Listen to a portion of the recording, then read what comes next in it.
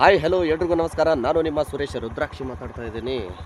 ಈ ವರ್ಷ ಅತಿ ಹೆಚ್ಚು ಮಂಜು ಬೀಳತಕ್ಕಂತಹದ್ದು ನಮ್ಮ ಚಿತ್ತಾಪುರ ತಾಲೂಕು ದಂಡೋತಿ ಬ್ರಿಡ್ಜಿನ ಮೇಲೆ. ಈಗಾಗಲೇ ಇಲ್ಲೊಂದು ಮಂಗ ಕೂಡ ಓಡೋಗ್ತಾ ಇದೆ. ಇಲ್ಲೂ ಕೂಡ ಒಂದು ಮಂಗ ಓಡೋಗ್ತಾ ಇದೆ. ಎಷ್ಟು ಭಯಂಕರವಾಗಿ ಅಂದರೆ ಇಲ್ಲಿ ನದಿ ಇದೆ, ಇಲ್ಲಿ ಸೂರ್ಯ ಕೂಡ ಕಾಣಿಸ್ತಾ ಇಲ್ಲ. ಅಷ್ಟೊಂದು ಅದ್ಭುತವಾದ ದೃಶ್ಯ. ನನಗಂತೂ ತುಂಬ ಖುಷಿ ಆಗ್ತಾ ಇದೆ. ಹೇಳ್ಕೊಳ್ಳೋದಕ್ಕೆ ಆಗ್ತಾಯಿಲ್ಲ.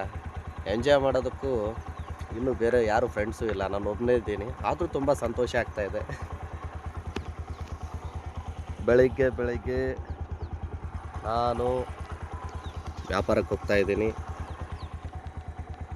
ಆಹಾ, ಎಷ್ಟು ಚಳಿ ಮಾರಾಯ. ಆಹಾ, ತುಂಬ ಭಯಂಕರವಾಗಿದೆ.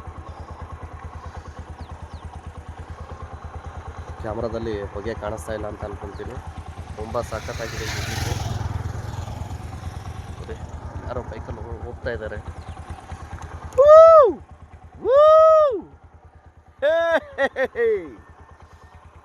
ಅರೆ ಅದ್ಭುತವಾದ ದೃಶ್ಯ ಮಾರಾಯರೆ.